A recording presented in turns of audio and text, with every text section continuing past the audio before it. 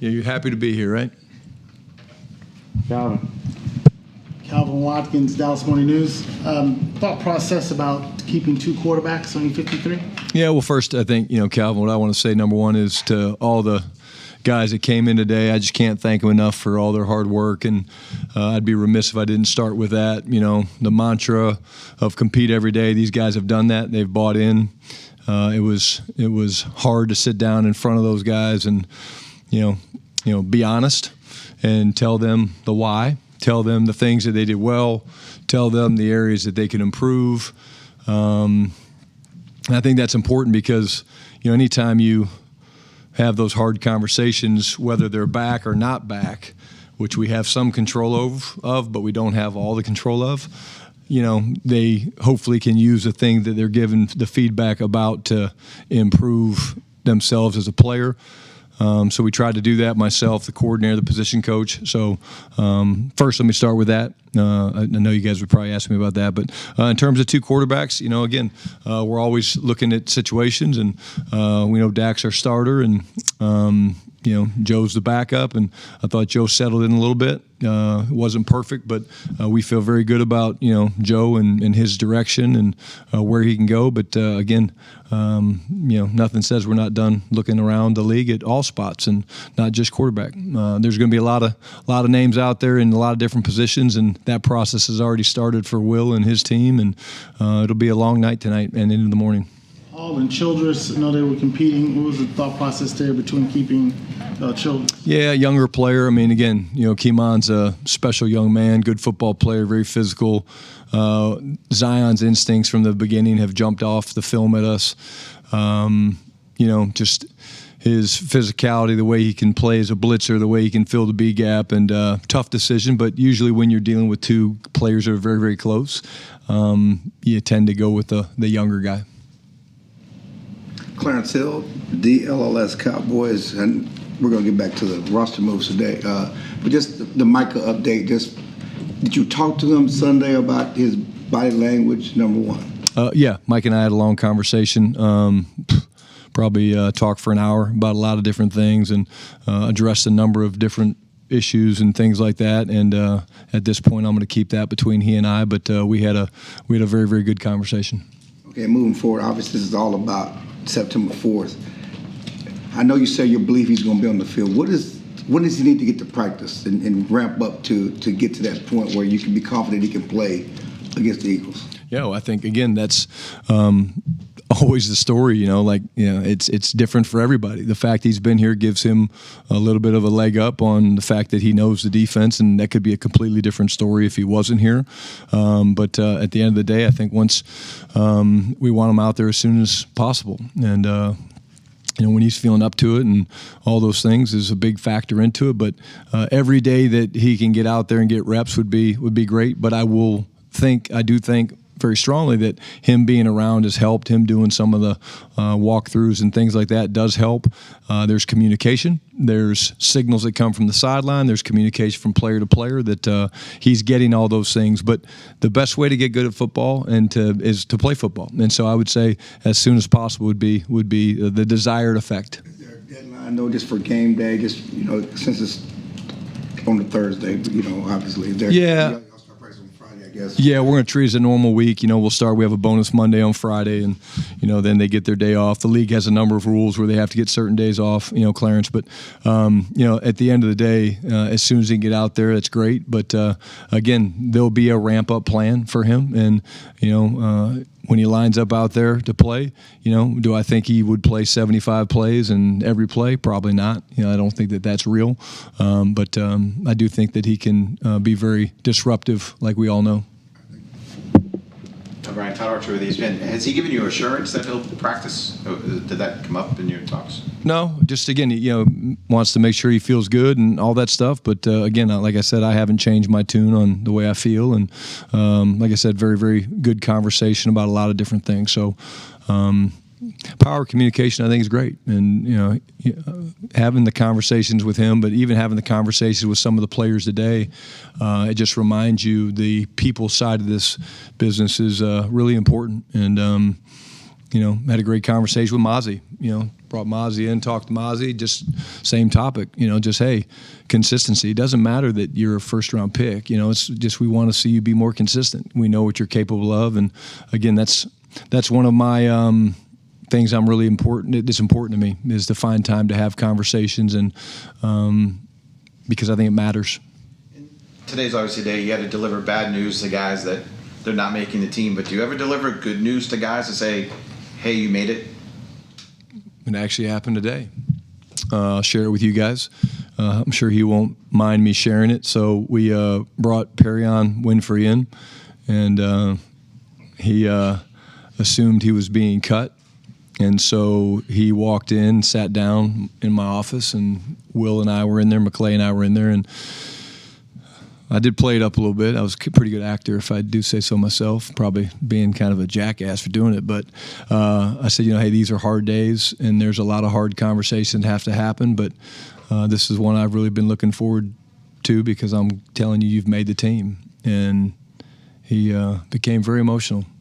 And then I became emotional, and then I looked over at McClay. He was emotional. And that's certainly something when you talk about a guy that's had this amazing game taken away from him, and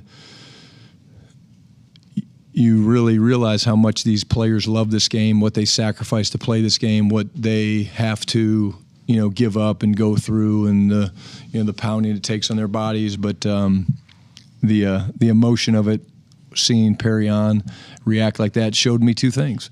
It showed me the passion that he has for this game, but also the pain that he's had to go through having it taken away from him and not knowing whether this would work out or not. And I told him, I said, the reason we wanted to do it is I wanted to see your reaction because I figured you would react like this, and he did not disappoint. Special young man. John Machado with The Athletic. What made the difference for Mozzie Smith for you guys to keep him on the roster? Obviously, he was playing in the final preseason game. Yeah, it's a fair question, and that was part of the conversation with Mozzie, that, hey, nothing is guaranteed. We're all competing, and you've got your 53-man roster, but then you've got your game day roster, and again, the message was the same. I thought Mozzie had two of his best practices last week. Thought he played well, had flashes during the game. Just okay yesterday. And so, again, the conversation and having hard conversations, some coaches might be like, yeah, hey, I'll just deal with that when we get back. But I wanted Mozzie to know that, this has nothing to do with you being a first-round draft pick. There's an expectation of you as a player because of how talented you are, and we've seen it. We just need to see it on more of a consistent basis. And, gave him my input. We had great conversation about, how we can help him and him figuring out his routine and getting his body feeling better and things like that. It's the power of spoken words, man, where you just get on the same page. And that way, if there's a misunderstanding, it's not because I didn't have the courage to have a conversation. It's a misunderstanding because something was said that maybe they didn't like. And Mozzie didn't take it that way at all. It was a great conversation. But I just feel like you over-communicate as a leader that sits in a role like I do. And kind of a weird question, but do you have final say on all 53? Because there are a lot of people that believe that, for example, with Mozzie, that he's a first-round pick, and Jerry Jones is going to be like, Brian, we used a first-round pick on him. He has to be on the team. Yeah, again, I've never felt one time pressured to do this or that because I don't feel like we have to because we have such good communication, and at the end of the day, this is something that I want to do collectively. Like, I want to do the cuts with Will. I want Will to be in there. I want these guys to hear the same message, and I think it's important that it's not just me. Some of these guys, Will's been around longer than I have. He knows them why they were drafted, when they were drafted, and things like that. And so, to me, at the end of the day, I've never and will never look at this situation in terms of, hey, I have to have this. I remember Bill Parcells. I remember hearing it, however many years ago. I think it was here. If you're gonna, what was the comment? If you're gonna cook the food, you need to, buy the groceries or whatever it is. And I think the game has changed quite a bit from them. So at the end of the day, I never look at it that way, and we will always do things around here collectively. Nick Harris, Fort Worth Star-Telegram. Can you talk about the trade with the Saints today and Austin Richards and how that came about? Yeah, again, Austin was a guy who was right there on the bubble. Austin's played games for us, and we drafted him. He's done some good things. More than likely it looked like he was going to be a guy we were going to release, and the Saints felt very strongly that this is a player that they had targeted, that they wanted, and rather than take a chance on losing him, they wanted to make the trade, and we felt good to get something for someone that was probably going to get released.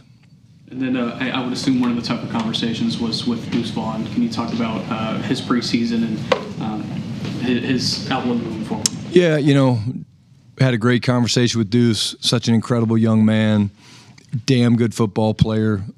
So those are the hard ones. But again, you have real conversations, Nick. You sit down and you say, hey, look, at this point, this is about what's in the best interest of you, Deuce. And sometimes a change of scenery is a good thing. And if that's what he decides, then we certainly support that in terms of, however the practice squad thing plays itself out. But, I could not speak enough great things about Deuce and the type of football player he is. But it also speaks to the fact that you can't just be an offensive or defensive player. You have to have other roles. You have to do multiple things. And, unfortunately, the special teams part of it, when you're a third or fourth runner, or you're a fifth or sixth receiver, or you're a, fourth or fifth safety, whatever it plays out, if you don't have other roles and you're doing those roles at a high level, then unfortunately you become a guy that you're on the bubble, and then decisions have to be made in terms of who's going to help us win games in more than one phase. Tommy Yarsh, DallasCowboys.com. You mentioned the special teams aspect for that fifth or sixth receiver. What made Ryan Flanoy the guy that made you guys confident? Was it the special teams ability, and then what do you feel like he can do for you on offense? Yeah, it was a tough one. Tough conversation with Jalen Brooks, and it was one of those things, Tommy, where we were going back and forth a lot, quite honestly. And like I've told you guys in the past, we have point of attack tapes, we have target tapes, and literally the offensive side of it was like literally neck and neck. But over the past 2 or 3 weeks, I would say there's been no one that has played special teams more dominant than Ryan Flournoy. And as a gunner, he's been unstoppable, whether they single him up, they vice him because of his power and stuff like that. And he's done some really good jobs playing receiver with contested catches and versus press release and things like that. But it's a perfect point to what Nick asked in terms of that was one that came down to, okay, hey, which way do we want to go? And there was a lot of back and forth, a lot of good conversation about it. And at the end of the day, when you turned on the special teams film, there was a guy that was doing it at a very dominant level. And so that's what tipped the scales in his direction. Go. Joe Hoyt, Dallas Morning News.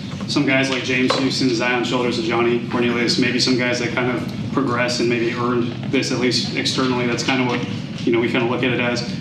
When you're looking at those guys and you're kind of making your roster, when you kind of realize, hey, man, this guy might have kind of earned this spot and really opened our eyes throughout this game? Well, again, James is a guy I think I've been, I get up here all the time and just talk about. I mean, the ability to rush the passer is such an important, part of our game. And James has been pretty much unblockable in most competitive padded situations we've been in, whether it's scrimmages, preseason games, our padded practices, whatever it is, and that jumps out at you. Zion's a good young player that, again, has flashed. He got a lot of work with the ones during different things when we were moving pieces around and trying different things, and so he never shied away, and the skills never he never took a step back when he was put into the starting rotation, and we've been moving guys around. And then AJ's a guy that we just, we like, and we see a huge upside for AJ, and that's why we drafted him. And so, but there's not a date that you're like, oh, hey, this, because again, everything you have to go back and you have to do your due diligence, you have to literally go back to when they were here in OTAs or in rookie minicamp, and then look at the player, the consistency, the performance, the ability to retain our information, and all those things go into it, which is why this is such a difficult and daunting task at times, because there's a lot of deliberation and there's a lot of differing opinions. And at the end of the day, there's probably 6 to 8 different conversations and meetings over the past, I'd say, 3 or 4 days that help us come to these decisions that we made. And then Zion, you know, I mean, obviously we'll learn more about Trayvon Diggs' situation, but Zion's a guy that could end up being your nickel corner week 1 against Philly, defending champs 09. How much trust do you have in him to kind of handle such a big moment potentially if he's called upon? Yeah, well, obviously the fact he's on our team means we trust him. You know, I think he's earned that. I'm not going to give away any secrets of how we're going to play Philadelphia on opening night. But if you made our football team from a very, very competitive roster where we had to trim down from 91 guys, it shows you that we have trust in you. Garrett Podell, CBS Sports. Brian, running back was a position you entered the offseason with some questions, end up with 5 on the roster at the moment. Kind of how'd you just settle on that mix of 5 guys, and what's kind of your evaluation of the position now after cut down? Well, I think, you know, I've got my sheet up here. You know, Javante's been a guy from day one that I've been just really impressed with, and the professionalism, the run talent jumps out. You know, Miles is a veteran player that, you know, we've seen do it, you know, against us at Philly, and went to Houston, and he's battled back from some stuff. But, you know, just his ability to stretch to the field and the perimeter and do some things coming out of the backfield is unique. Hunter Lepke's Hunter Lepke. Baller. Leave it at that. And then, you know, Jaden's the guy that we've seen the twitch and the speed and the acceleration, and film off as a guy that, again, when you look at Phil play, you know, he's a big, powerful man that's hard to bring down, and people bounce off of him. And you know, I think it's a cool room because you've got the veterans in Miles and Javante, you got Hunter, who is becoming a veteran, and then you got the 2 rooks that, again, we drafted, and I think we've seen the things that we wanted to see from them. Saad. Brian, Saad Yusuf, The Athletic.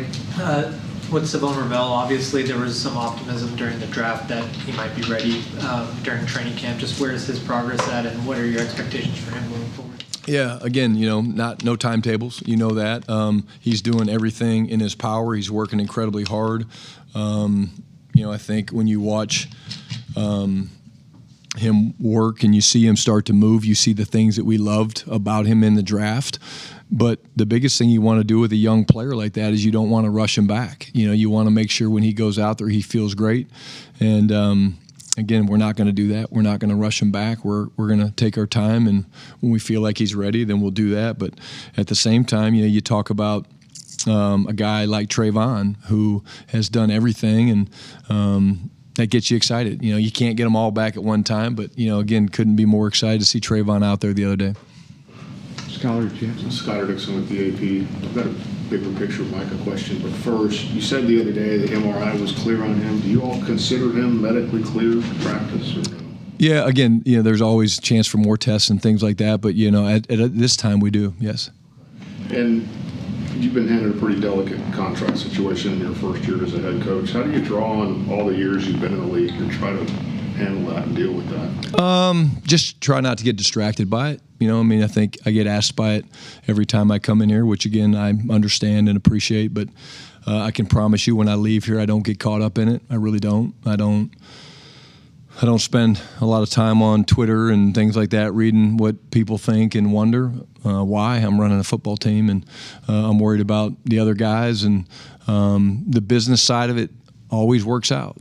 One way or the other, the business side always works out, and so that's something that I'm not really in control of. And because of that, it's easy to say, okay, hey, let me focus on the stuff I am in control of, and that's getting these guys ready to play and be in great shape and have the scheme ready to go and the coaches ready to go on September 4th against Philadelphia.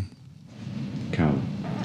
Yesterday, Diggs and Guyton got some work in. How did they fare in that from a physical standpoint? Yeah, they both did good. You know, again, we're bringing them back slowly, but it was great to see them both out there. And I think, you know, Guyton way ahead of schedule, it looks like, from what I saw, you know. But, again, does that mean he'll be ready to go on September 4th? I'm not going to put a timetable on it, but I was really encouraged. And then Trayvon, I think, to me, since we first started talking about this in training camp, the strides he's made is a testament to Trey and his work with Britt and his want to, and I saw a comment from him, he's hungry, and you can see that. And to me as a coach, man, that's all about competition. Like, it's really cool to see him where he's chomping at the bit to get back out there and play. And that shows you he loves the game, and he's dealt with a lot over the last couple of years, but I like the look in his eye. I really do. He's a very quiet guy, and you've always talked about you're a relationship guy. Was it hard to kind of get with him, talk to him, get to know him a little bit? No, I don't think so. I think, I'm pretty good at breaking down walls, and, I'm pretty good at probing questions and asking things to get to the heart of the matter, if you will. But no, I really enjoy being around Trey, and he and I have had a lot of good conversations. And if my couch could talk in a good way, some of the things I've been able to get to know about these guys, just with my conversations with them, are things and memories that I cherish, and I feel like it allows me to do my job at the highest level because I can kind of read them. And I think that's important when you sit in this role and you have to motivate guys to do things and work together as a team. Pat. Where do you think your needs are still, and you anticipate being active tomorrow on the waiver wire or looking to upgrade? Always be active. Again, like I said, McClay looks exhausted right now, but I don't feel bad for him at all. I said, hey, I don't want to hear it. Get back in there and turn on some more film. He and his staff are working incredibly hard. Why? This is like a second draft, right? You're going to have all these players that get released into, the free agency market and the waiver wire and the way it's set up, the claiming numbers and things like that, where you can grab guys. And I think the way I look at it is if we can, continue to be competitive and add pieces, then that means we're doing our job, looking under every nook and cranny for good players that have the type of characteristics and traits that we want, but they're also the competitors that we want that believe in culture and things like that. That's important to us. And again, I think, we will definitely be active. What does that mean? I don't know. I don't know how many new faces there'll be here compared to how many guys we bring back, but we're open for business, if you will say. Nick. Circling back on Perry on Winfrey, he said in the locker room after the game on Friday, the Cowboys believed in me when nobody else did. I'm willing to put my life on the line, my body, whatever it is, to see this organization win. I'm one of those players that will fight for them regardless of anything. So to hear that quote in context with your conversation that you had with him today, how excited are you for the young man, and why do you think this situation worked for him? Well, I'm emotional for him, number one. What I saw in that room in my office was real tears of joy, but like I said, pain and passion, and he means it. This is a guy when we're playing in the fourth quarter of a preseason game that we've already had won, and we're on the 1 yard line and the defense is trying to get a goal line stop, and he is absolutely going crazy trying to motivate those other guys. If you can't cheer for that, then I don't know what you can cheer for. So thrilled for him, but thrilled also for this football team, because I want guys around that realize that take advantage of every opportunity to play this game, man. It is the best game in the world, bar none, in my opinion. And he's a special young man that deserves this opportunity, and he's earned it. And because he's earned it, I tip my cap to him. Joe. Will has talked previously about your guys' communication, through the draft process and how good that was. In terms of now going into the second draft, how much do you guys can rely on that communication, especially when things are moving fast in the next 24 hours? And how much anticipatory scouting did you guys do about who could be potentially waived from other teams? Yeah, great question. They've been tracking guys really all preseason, where the coaches now are just kind of getting into it. We were focused on, selecting our 53-man roster and what that looks like. And now we dive into the film and looking at other things and, okay, hey, these guys have been released and, they've got the head start. But in terms of the work, we'll sit down in groups and coaches and scouts alike, and we'll look at players that are out there, and then we've got decisions to make. Okay, well, compare Todd Archer to Calvin Watkins, compare those guys, and who do you want? And okay, well, we definitely want Calvin over Todd. For different reasons. But it's nonstop, and it's already started for them. It's beginning for us as coaches, but it's very it's very seamless when you have the ability to have these conversations that go back to the draft, when it's like, it's okay to disagree, but just stay convicted to your point, and then let's ultimately turn the film on, because the film is what's going to speak volumes. It's not just, oh, well, hey, so-and-so said this about so-and-so. Like, it's, okay, this guy's clearly a really good player, and I think he upgrades us in this spot, and here's why, as opposed to just, well, hey, I talked to my buddy in Carolina, and he really loves the guy. Like, let's turn the film on and let the film speak to these guys, and that's honestly one of the things about Nick's question about Perrion. I mean, you turn the film on, and that guy is a disruptive, badass football player. Garrett. Going off kind of what you were saying there about your communication with Will, has there been a player in your NFL coaching career at some point where in the second draft this time you really banging the table saying this guy's got to be on here, and you were very excited for that worked out? Great question. There definitely has been. I'm trying to think, and they all didn't work out, because of the way the waiver wire works with the claims and things like that. To think of one, I can't think of one at this time. Hopefully it's one tomorrow that we add to the list. Good. All righty. Thanks, guys. Thank you.